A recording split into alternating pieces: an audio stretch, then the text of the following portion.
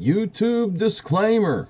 If this video is removed, it may be deemed as tampering with evidence, obstruction of justice, and/or etc., as every word herein is absolute and undeniable truth, prima facie evidence found within court records, public records, that is open to all. And I am hereby crying out again for justice and judgment as I make a phone call to the Texas Rangers. Please be witness to this and understand I did not bring up where Richard Sullivan, a man acting as a public servant who put my 6-month-old Rottweiler into my home, took around 7 gallons of kerosene and sprinkled it throughout my house, lighting a match, and burned my poor puppy alive, and yet there's been no help. I'm crying out now for justice, as Richard Sullivan never answered to these crimes, but later,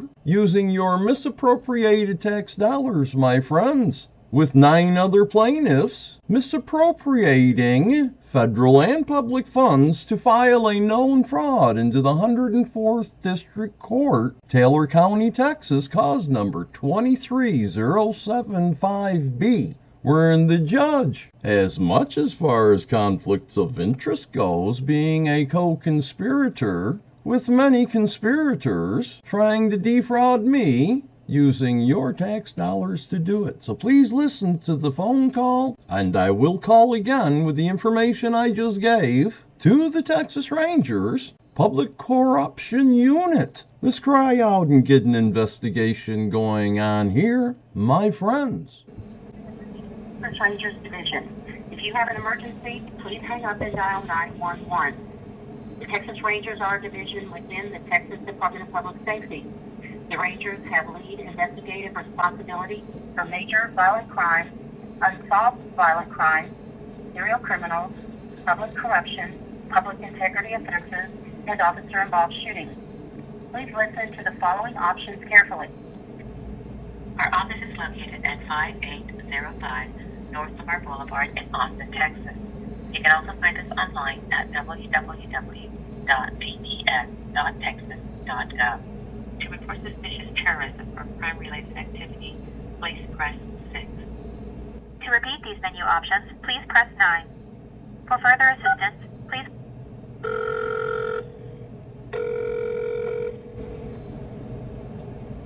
Texas Youth Center. Yes, I was calling for the Public Corruption Unit. So, you're trying to reach the Rangers? Yes, that's the number I called here, and boy, they put me on a whole rabbit path there for a little while. And then I got you. Gotcha. Yeah, sometimes they're, when you call them, if they're not in office, their calls will be forwarded to us. So I can grab the local number for you and then pass it along to you. Oh boy, local number, okie dokie. And where exactly are you calling from? Just so I can pinpoint the office. Well, I had to flee Texas because they tried to murder me with your tax dollars. So Gotcha. I ended up here, and they burnt up my church and my domicile and my vehicle. They know who did it. His name is... He was seen setting the fire. And there was no investigation. The arson hasn't, even been investigated. And can I grab your name to make a report for you? Yep, my name is Al-Yahnai Hawkins. That's A-L-YAHNAI,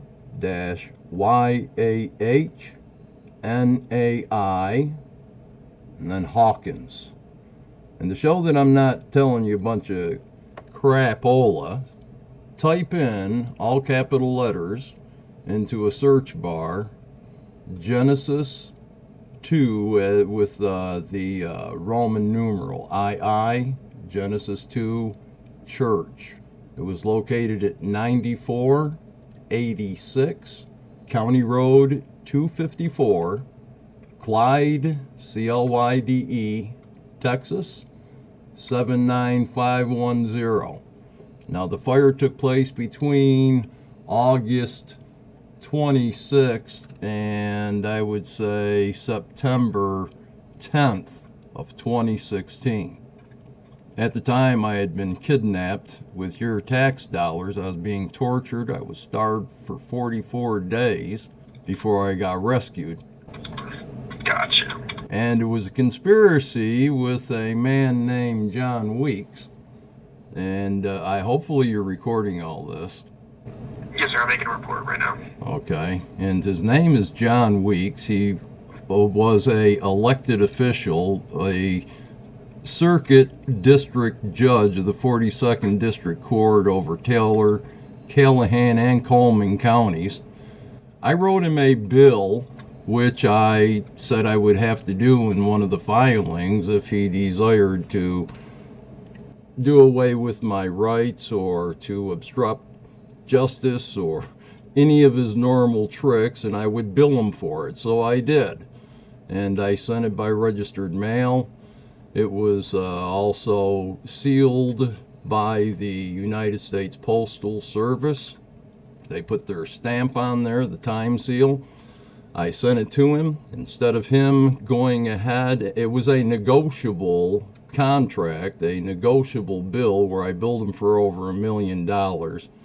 And what he did instead of negotiating was he got with Shane Deal, that's SHANEDEEL, and he's either the county or the district attorney. He's both at times, I guess. And he conspired. And are contracts valid in Texas? Say that one more time for me. Are contracts valid in Texas? You're breaking up for me. Can you Are say it one more time? contracts, CONTRACTS, are I they? don't give any legal advice, sir. No, I'm just saying, well, if you get a bill from the electric company, if you don't pay it, it's a contract, and then they turn off your bill, right? I mean, that's a legal thing. Contracts, if you buy a car and you don't pay for it, they take it back, right? Yes, sir. Well- You're just calling today to report that, like, basically everything that went on with him trying to kidnap you. Well, And torturing you. yeah, and it's in this letter that Shane Deal had done, the complaint and affidavit for arrest. He solicited with Steve Odom, a justice of the peace, who only had jurisdiction up to a Class C traffic misdemeanor, non-jailable, and as far as up to $10,000 in civil disputes. Gotcha. And can I also grab a phone number for the report? Yeah, my phone number is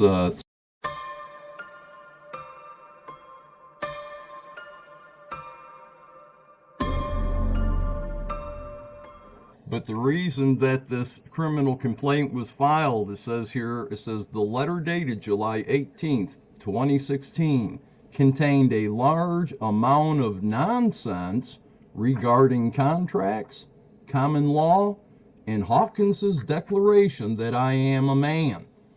He says in here that the bill was for over $1 million, and yet he has a justice of the peace that doesn't have authority to handle a third-degree felony that they invented, instead of the judge negotiating the bill with me.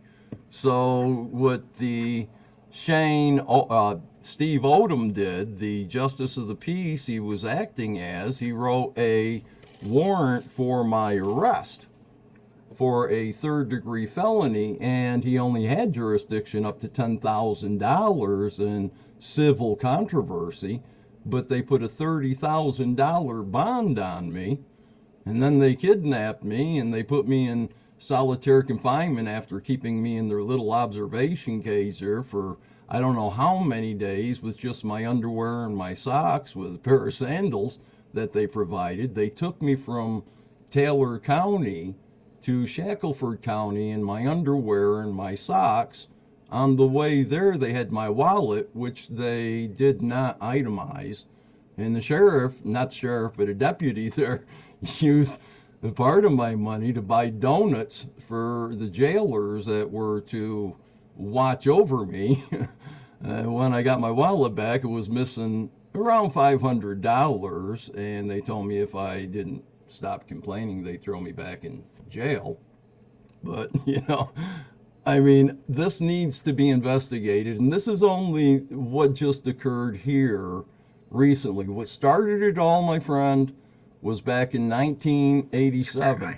I have all the information I need to make an initial report for you, and then I will process this, and then if they have any additional questions after the fact, they will reach out to you.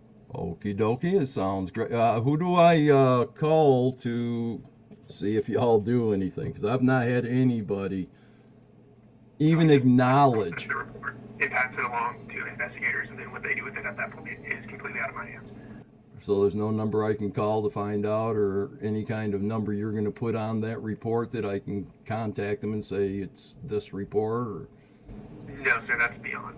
Then once I process it, it's out of my hands. And about how long will this take place? I'd like it to take place before we become Chinese, man. Yes, sir. I cannot give you a specific time frame.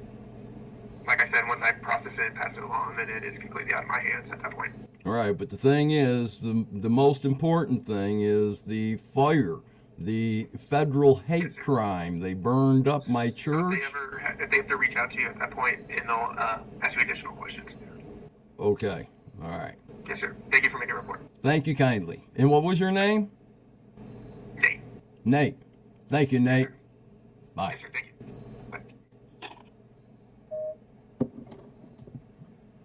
And so that was the phone call. Let's see where it goes.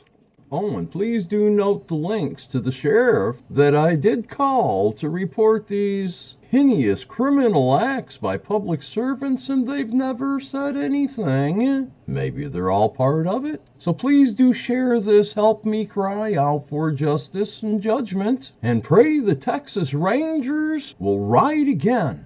I love y'all, praying for you always. Bye.